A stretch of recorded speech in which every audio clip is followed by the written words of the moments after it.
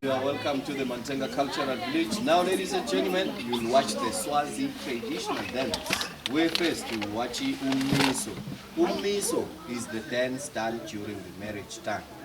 Then after Ummiso, you'll watch Sibata. Sibata is the foot stamping dance done by men and boys. Usually the boys, they used to do this type of dance when they are looking after the cows. So when they meet with other boys, they just group themselves so that they can compete with other boys. Then after that, you'll watch Ingadla. Ingadla is the dance done by unmarried girls because they just lifted up their legs to show that they are still not yet married. Even the girls, when they've gone to get some water from the streams, they group themselves so that they can compete with other girls. Then after that, you'll watch the traditional healer, the Sangoma. He will be performing the ritual dance. Then after the Sangoma, you'll watch Sizingili. Sizingili is the body flexibility dance, also done by men and boys. I hope, ladies and gentlemen, you will enjoy the show.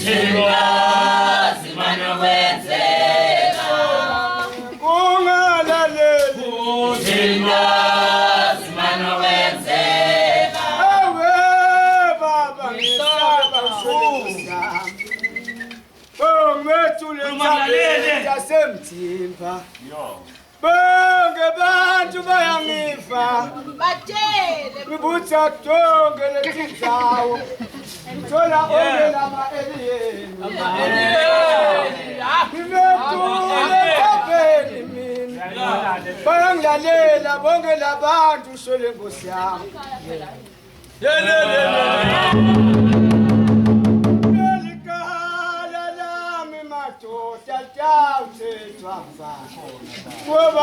baba ngisenaye mina halala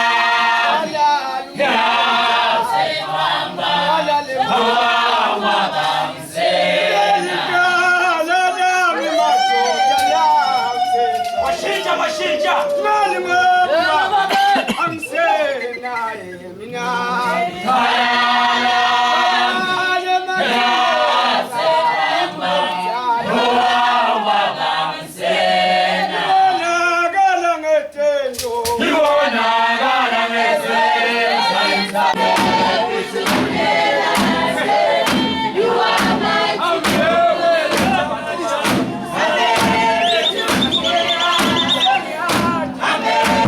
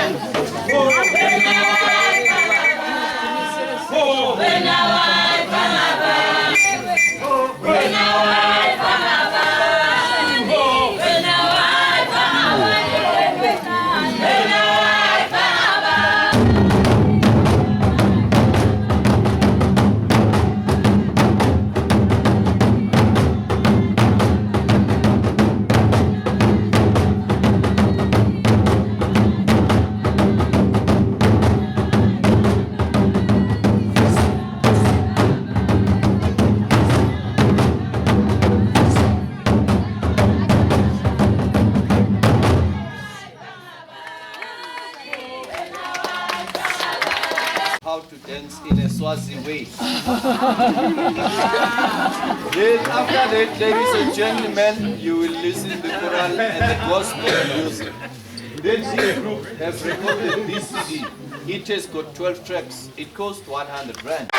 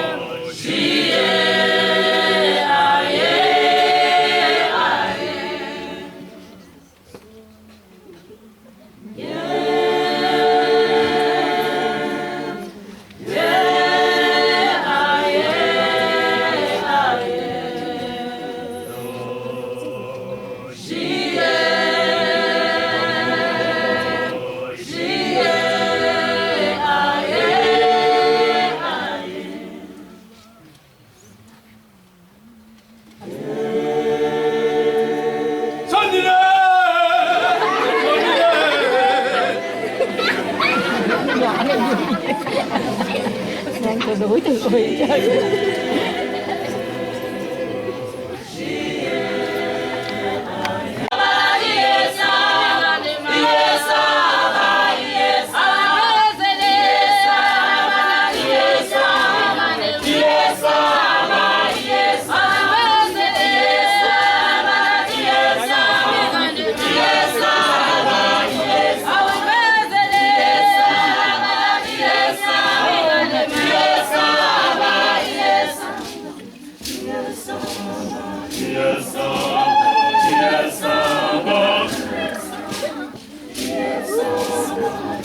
Đầy nhiều vị mà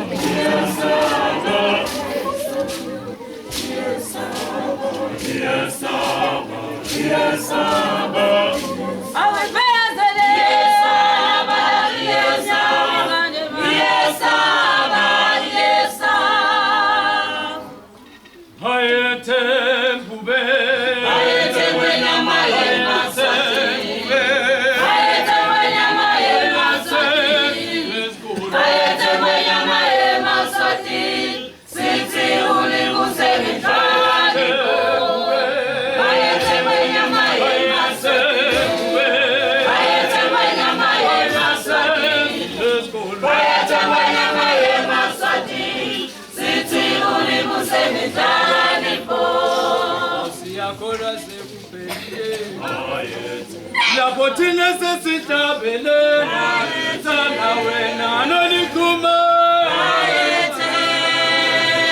ila sita zitabelela emakhosini.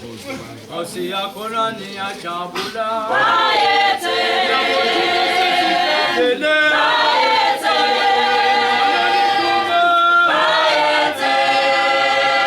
Thina zitabelela emakhosini. Hey wena.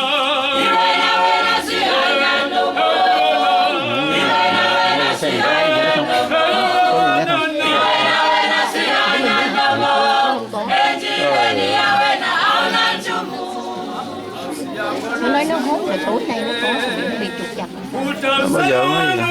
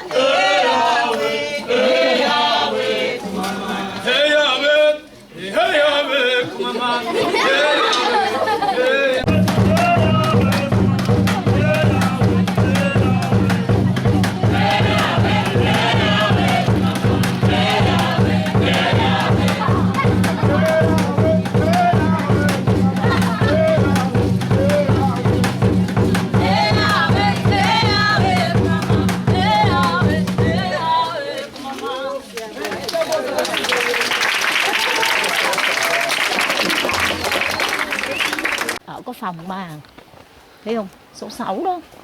Chắc khi hết rồi hết. Ở trong này cũng hay.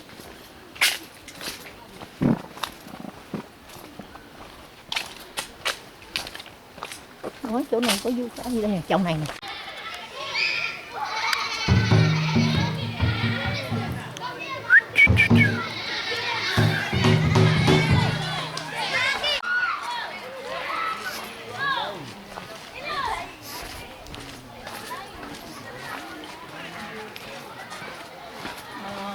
Đang làm đó, mấy thằng này nó đang ngồi làm cái gì đó. Này chụp Phong, chụp cái này đi.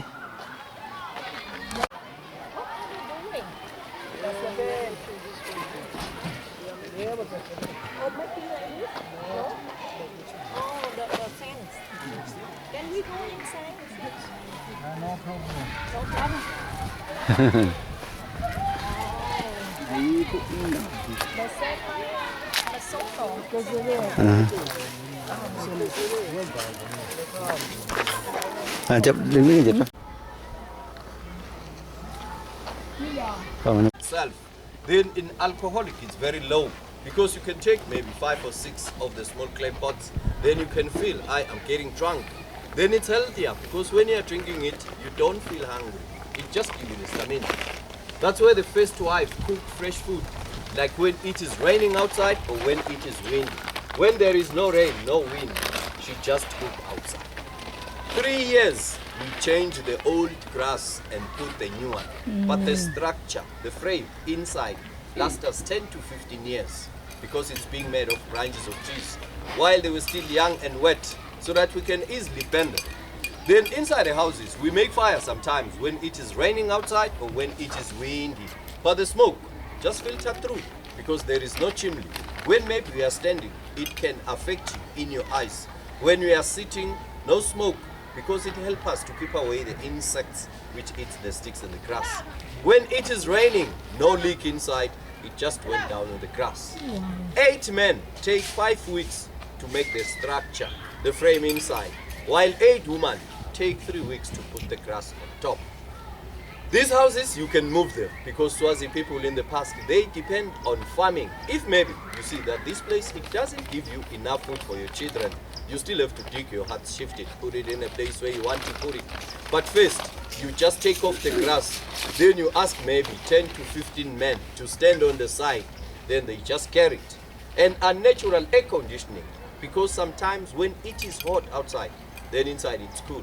When it is cold outside, it's a little bit warm inside. So maybe, ladies and gentlemen, you like to take a look inside the 3 huts, because you're free to take a look inside the 3 huts so that we can visit up the grandmother's place. That's the mother of the headman of the village. Then her word is final, because we Swazis, we do respect the old people, because we say they are wiser than we young ones. So ladies and gentlemen, you are free to take a look inside, because you can enter.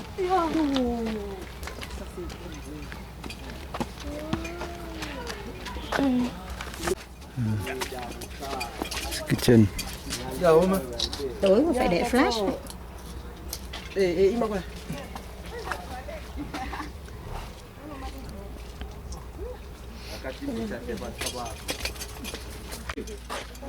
The first one is very important. No, you treat them equal. Oh, really? How many wives can your guy have? You can take as much as you like wives, as long as you are rich enough to pay and support. Oh. Right, Muslim, right? The first one, the second, equally. Yes. Okay, so when you married a girl, how much dowry do you give them? 17 cows for a virgin. If it's not a virgin, we negotiate the price. But how do you know she's virgin or not? In the before? past, when the lady, she's going for her pee, her mother will check while she pee on the soil. If that lady, while she pee on the soil, the lady, if it makes a hole, it is a virgin. While she pee on the soil, if it doesn't make a hole, it means it's a nun. Really? Oh, really? Always like that? Wow. Yes, where we are now, ladies and gentlemen, we are in a grandmother's place, because that is the kitchen for the grandmother to cook. That's where grandmother prepare the beer on special occasions. If they've done the food for the ancestors, or it's a party, or it's a marriage, the grandmother prepares the beers there. The wives cooks for the grandmother. The kitchens for the grandmother were used by the girls of the home, the ones which they've gone to marry. When they've come back at home for a visit with their husband, in order not to disturb their mother when she's cooking for the father. If they want to cook for their husband, they use the kitchens for the grandmother. So that was the women's area. None of the men must be found sitting here. Here you can find the grandmother and the women's and the girls, because it's where they sit and teach the young girls how to be the grown-up woman. That was the hut for the grandmother to sleep, the most important hut in our Swazi culture. Then it's in the middle of the 2 wives, so that any of the wives, she has got a problem with the other wife. In order not to fight, they just come and report it to the grandmother. So now we enter inside the grandmother's hut. When we are entering a Swazi hut, men enter and stand right, while women enter and stand on the left. They say men right, because in our Swazi culture, the men are always right. Yeah, you sure? Are you sure? I'm sure. I have the question. Go for about 9 months without coming back at home. So before he leave, the last night he spent it in the grandmother's hut, so that he can get the blessings to the ancestors. Even the first day when he arrived, he won't go to the house of the wife or to his hut. He just come and sleep in the grandmother's hut, so that he should know what was happening while he was away. Because the grandmother, she knows everything. She will update him. Even the headman of the home, if he wants to have some discussion with his family, he just call them and come and discuss it in the grandmother's hut, because the grandmother's word is final. Even maybe the man, when he has started to hit a child, once the child run and enter inside the grandmother's hut, he will stop hitting the child. Then I always use the grandmother, because in our Swazi culture, the girls get married at the age of 18 years upwards, but boys at the age of 30 to 35, because they must work first in order to have enough cows to pay for a woman. So you find that sometimes the men die first. But in our Swazi culture, when the men die, before we have got a constitution, because we do have the constitution in year 2000, when we haven't got any constitution, the women have to mourn for 2 years. Then after 2 years, the brother to the man inherits the brother's wife. But you don't inherit your brother's wife when you are not married. You only inherit your brother's wife when you are married. Because in our Swazi culture, if maybe your wife doesn't give birth, you still have the right to get the sister of your wife to come and give birth for her sister. But when she's not married, in the past, in order to see where is the problem, when there were no doctors, the grandfather and the grandmother, they used to put 2 of the small clay pots, then they put the sorghum seed on it, so that the man must come and pee, then the woman must come and pee. Where they see it never grow, then they start to know that's where the problem is. If they find out that the problem of not getting the children is with the man, the brother to the man will come and assist his brother, but he won't be told that his brother was dead. So the grandfather and the grandmother, they just keep it secret. Then they say men right, women left. When the man, he has gone to visit the wife inside her hut, they don't sleep together. They used to sleep separate because the men will sleep right. Women left with the children who are less than 6 years, because after 6 years, the children, they go to their own hut. But when they are less than 6 years, they sleep with their mother on the left-hand side. When the men see that now children are sleeping, he took a stick and hit the pillar. Bang, bang. Now, madam, you can come this side. The children are sleeping. So we can continue. Oh, that's the door to close at night. Okay. Yeah. Okay. So we can continue. In our Swazi culture, we don't say ladies first. We say men first. For the safety of the woman, if an enemy is outside, he can easily get the men first. So men first. Hey, bye. First, because that is where even the second wife sleep. That's where the second wife cook fresh food. That's where she prepare the beer, alcohol, outside kitchen, same like the first. Then, ladies and gentlemen, you see this horizontal line in a windbreak. To show a sleeping hut in a windbreak, there are 4 horizontal lines to show it's a sleeping hut.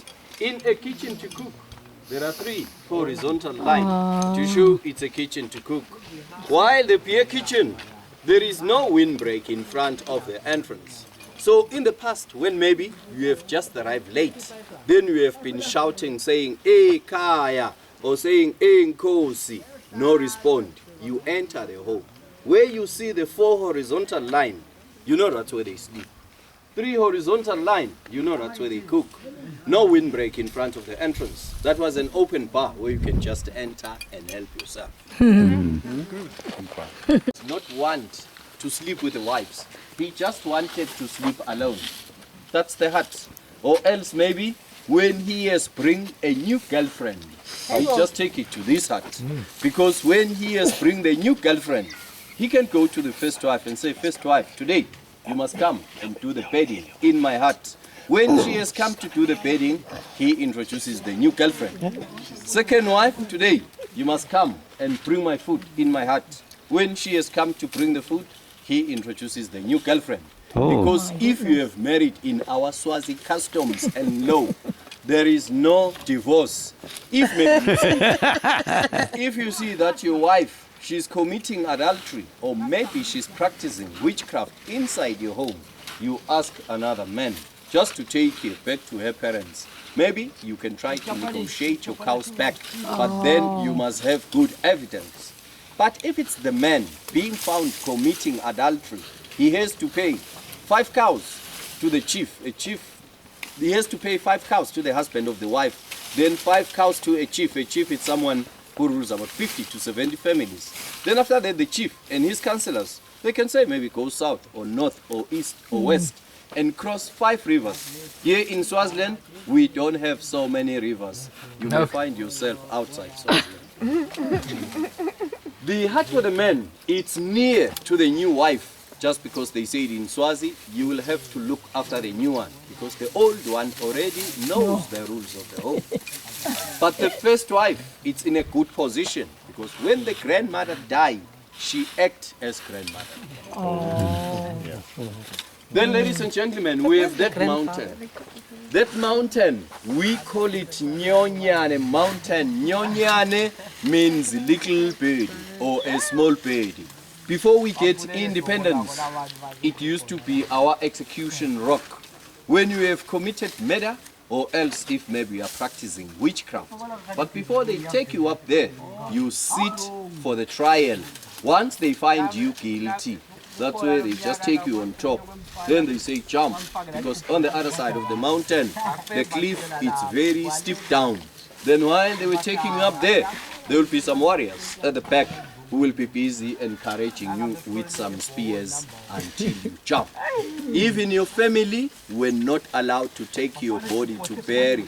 They just left you there so that the vultures can help themselves. Because they thought once they take you to bury, the spirits of witchcraft of killing people will come back in a home.